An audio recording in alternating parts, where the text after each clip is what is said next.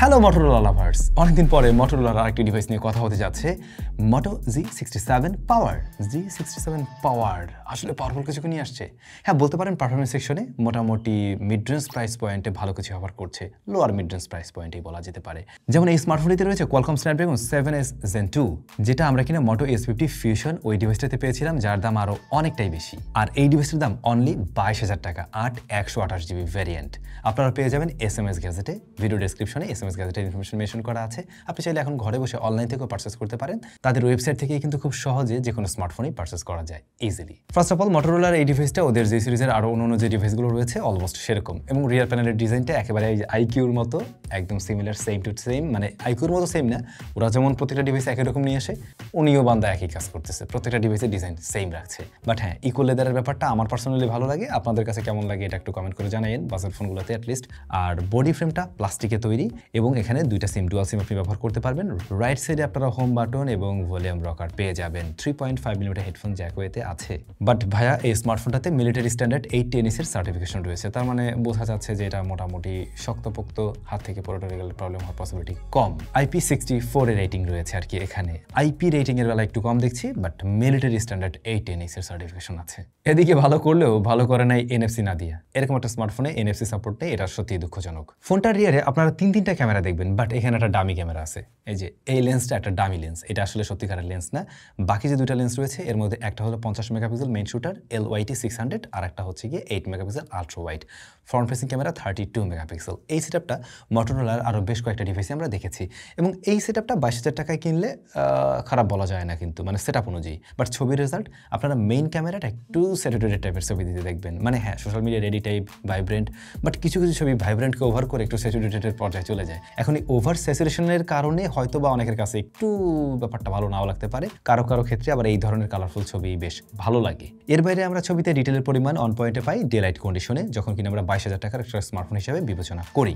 Corner এরিয়াতে হ্যাঁ detail কম আছে, শ্যাডোর দিকে কিছুটা ডিটেল হারায় আর কি, একেবারে সুপার ডিটেল পাওয়া যায় না। আর লো লাইট এরিয়াতে কন্ট্রাস্টের পরিমাণ বেশ কিছুটা বাড়িয়ে ফেলে, এবং আপনি যদি নাইট মোড অন করে নেন তাহলে কিন্তু এখানে আরও বেশি কিছুটা কন্ট্রাস্টে হতে দেখা যায়। একই সাথে আপনাকে তখন একটু স্টেডি হাতে ছবি তোলার অভ্যাস করতে হবে, সেক্ষেত্রে আপনি ইউজেবল আউটপুট বের করতে পারবেন। অন্যদিকে এর যে আলট্রাওয়াইডটা ডে লাইট কন্ডিশনে বেশ ইউজেবল ছবি দিতে পারছে, যেখানেও আমরা কালার টোনে স্যাচুরেশন লেভেলটা একটু বেশি দেখি, এবং এইখানে ডিটেলের পরিমাণ কম রয়েছে মেইন ক্যামেরার সাথে, স্বাভাবিক অর্থেই। আর আলট্রাওয়াইড বরাবরের মতো দেখছি এখানেও লো লাইটে খুব একটা ভালো পারফর্ম করেনি। Motorola এই প্রাইস সেগমেন্টের আরও বেশ কিছু ডিভাইসে আমরা মানে কালারের ব্যাপারটা আর একটু বেটার পাচ্ছিলাম। এটার কালারটা আমার কাছে পার্সোনালি মনে হয়েছে একটু বেশি স্যাচুরেশন দিচ্ছে, যে বিষয়টা নিয়ে আমি সন্তুষ্ট হতে পারিনি। পোর্ট্রেট মোডে একটা ফোকাল লেন্থ দিয়ে রেখেছে ওরা, যেখানে আমরা এখনকার দিনে অনেক ডিভাইসে দেখছি যে 2টা বা 3টা ফোকাল লেন্থ থাকে, ওগুলোতে যদি আলাদা কোনো ডেডিকেটেড জুম লেন্স নাও থাকে তাও কিন্তু এরকম ফিচার্স দেওয়া হয়। বাজেট ফোনে আমরা দেখেছি, যে জিনিসটা আমি এই স্মার্টফোনেও আশা করছিলাম, বাট ওইটা দুঃখজনক হলেও এখানে নেই। এখন একটা ফোকাল লেন্থে ছবি তুলতে পারবেন, এজ রেজোলিউশন মোটামুটি ভালো, কিন্তু ব্যাকগ্রাউন্ড ব্লারনেসটা আপনার কাছে একেবারে সুপার ন্যাচারাল মনে হবে না, মানে ডিএসএলআর টাইপ মনে হবে না, আপনার কাছে বরং একটু আর্টিফিশিয়াল লাগতে পারে। হেভি হাইলাইট চলে আসলে ওখানে একটু সে স্ট্রাগল করে আর কি, সেটা বোঝা যায়। আর স্কিন টোনটাতেও একটু আপনারা আর্টিফিশিয়াল টোন লক্ষ্য করবেন। আমি এই ভিডিওটার যখন রেকর্ড করছি একটু সাউন্ডটা একটু অন্যরকম হয়তো আপনাদের কাছে লাগতে পারে, রেগুলার আমি যেভাবে করি। এখন রাত বাজে 2:30টার মতো, আশেপাশে মানুষজন ঘুমায়, বা কেন যেন আমার মানে গলা দিয়ে অত জোরে জোরে আওয়াজ বের হচ্ছে না, দুঃখিত এর জন্য। বাট আপনারা আবার খুশি হয়ে যাবেন অন্য একটা জিনিস দেখলে, আমাদের টাইজের নতুন কালেকশন দেখলে। ভালো ভালো দারুণ সব জ্যাকেটস চলে আসছে, চাইলে আপনি নিয়ে নিতে পারেন 10% ডিসকাউন্টে, ডিসক্রিপশনে লিঙ্ক দেওয়া থাকলো।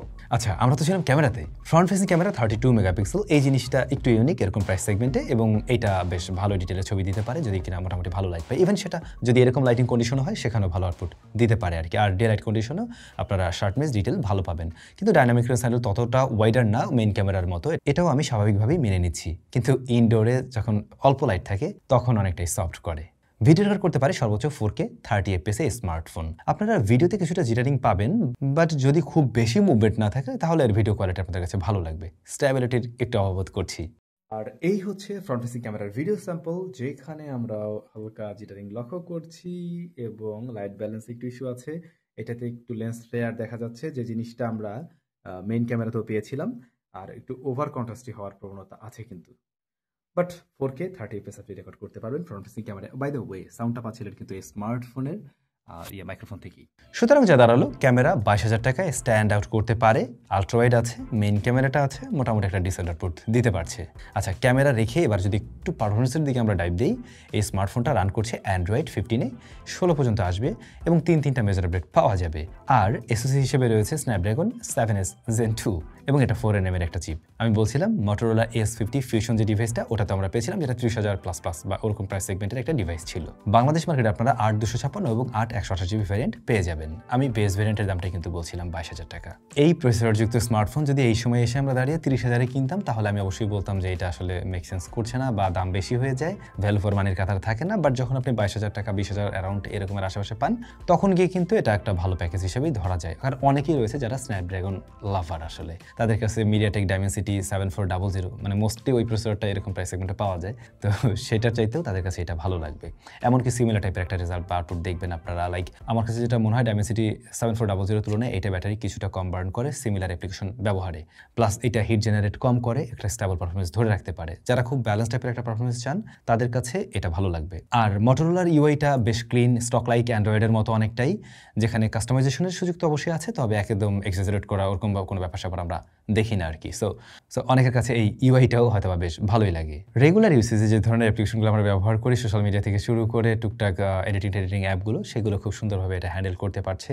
অ্যাপ ওপেন ক্লোজ টাইম দেখুন, মোটামুটি ফাস্টার। এটা একদম সুপার লেভেলের ফাস্টার না, একদম ডিলে আছে অনেকটা, হালকা একটু ডিলে আছে আর কি, তবে একদম অনেক বেশি না। আর মাল্টিটাস্কিংও ভালো রেজাল্ট দেয়, র্যাম ম্যানেজমেন্ট ভালো আছে। 8GB র্যাম আপনার জন্য গুড এনাফই মনে হবে যখন আপনি 22,000 টাকা সিমিলার প্রাইস পয়েন্টের ফোনের সাথে কম্পিটিশনে নেবেন। সময় কাটানোর মতো গেমিংও করা যাবে কিন্তু এই ডিভাইস দিয়ে। আপনারা পাবজি বা ফ্রি ফায়ারের মতো গেম এই স্মার্টফোনে ইজিলি প্লে করতে পারবেন। হ্যাঁ, হাইয়েস্ট সেটিংসও প্লেয়াবল রেজাল্ট দেয়, কিন্তু তাতে মাইক্রোস্ট্যাটার, মাঝে মধ্যে ল্যাগ, যখন অ্যাকশন মুভমেন্টে যাচ্ছে তখন টুকটাক ল্যাগ পাওয়া যায়। লোয়ার সেটিংসে নিয়ে খেললে পরে বেশ স্টেবল একটা পারফরমেন্সই দিতে পারে এই ডিভাইস। আর ব্যাটারিও অনেক বড় আছে, গেমিং পিরিয়ডটা আপনি অনেক বড় সড়ো পাবেন। আর হ্যাঁ, এটা দিয়ে যখন আমরা পাবজি প্লে করছিলাম কিংবা ফ্রি ফায়ার, এই স্মার্টফোন ওভারহিট হয়নি। যতটুকু গরম হয়, ইভেন শীতকাল এখন তো, মানে যেটা আমাদের হাতেও লাগেনি আসলে, 38-37-এর ঘরেই ওঠানামা করছিল। সো এটা একদমই আমার কাছে ব্যালেন্স মনে হয়েছে। পারফরমেন্সের জায়গাটাকে আমি 22,000 টাকায় ঠিকঠাক দেখছি। এরপরে আমরা যদি চলে যাই স্পিকারে, স্টেরিও স্পিকার পাচ্ছেন, যদিও বা এটা একটু লাউড বেশি, বাট স্টিল মানে সাউন্ড কোয়ালিটি আপনারা সন্তুষ্ট হতে পারবেন। যেমন ডিটেল ভালো আছে, কোনো ধরনের ডিস্টরশন নেই, ওকে, এরকম বাজেটের ফোনের জন্য ওকে। ইয়ারফিসের সাউন্ড ঠিক আছে, কথাটা বলা যাবে ঠিকভাবে। নেটওয়ার্ক কানেক্টিভিটিতে আমরা কোনো প্রবলেম পাইনি, বোথ কানেকশনে। আচ্ছা, এই স্মার্টফোনের ভালো ভালোই তো দেখছি, তাহলে কমতি কোথায়? 22,000 টাকায় এত ভালো সব কিছু দিয়ে ফেলছে। বদ্দা, নো, খারাপ জিনিসও আছে। ডিসপ্লেটা ভাই, ডিসপ্লের দিকে তাকাইলে আপনাদের কাছে খুব একটা ভালো নাও লাগতে পারে, বিশেষ করে লোয়ার সিনটা এতখানি মোটা। এই 22,000 টাকার ডিভাইস মনে হয় না, মানে 12-13 হাজার টাকার ডিভাইসের মতো মোটা, নিচের দিকটা অনেক বেশি মোটা।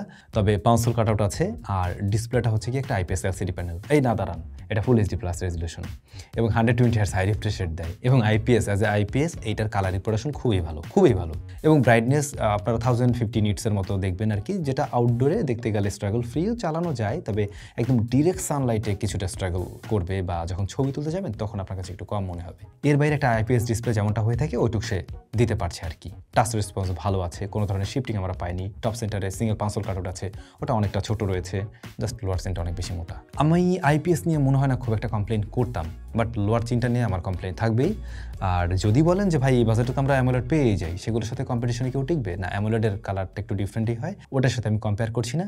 বাট আপনার হাতে একটা সুযোগ আছে, গ্রিন লাইনের মালিক হওয়ার পসিবিলিটি একদম নাই বললেই চলে। হ্যাঁ, ডিসপ্লে তো অন্য ইস্যু হতে পারে, বাট গ্রিন লাইন পড়ার পসিবিলিটি নেই। এই এখন ডিসপ্লের এখানে একটু কমতি আছে, এটা আপনি নিজেই ডিসাইড করেন যে এটা আপনার জন্য আসলে কমতির কারণ কিনা। বাট যদি ডিসপ্লেটা আপনার পছন্দ হয়ে যায়, তাহলে আরও একটা জিনিস আপনার পছন্দ হবেই, ব্যাটারিটা 7000 mAh এর এবং 30 ওয়াটের চার্জিং সিস্টেম বক্সে রয়েছে। এত বড় ব্যাটারির সাথে চার্জারটা একটু ছোট হয়েছে, বাট দামও তো হিসাব করতে হবে। এখন ব্যাটারি ব্যাকআপ তো আবার খুব ভালো, আপনি এই ডিভাইস দিয়ে অনায়াসে 9 ঘন্টা প্লাস এসওটি পেয়ে যাবেন, অনায়াসে একদম, তারও একটু বেশি পাবেন। আর যারা হেভি ইউজার, যদি এভাবে বলি, আপনারা 1.5 দিনের কাছাকাছি ব্যবহার করতে পারবেন। সো ওই জায়গায় সন্তুষ্ট করবে, আপনি শিওর থাকতে পারেন। এই হচ্ছে বিষয়। এখন মটোরোলার এই ডিভাইসটার ম্যাক্সিমাম জায়গায় ভালো করছে, কম দিয়ে ফেলছে ডিসপ্লে সেকশনে, যে জিনিসটা নিয়ে আসলেই আমারও একটু কমপ্লেন থাকবে। আর এই ডিসপ্লেটাকে প্রোডাকশন করছে কর্নিং গরিলা গ্লাস 7i। আর আপনাদের কাছে কেমন লাগছে কমেন্ট করে জানান। ভালো থাকবেন, দেখা হচ্ছে নতুন ভিডিওতে।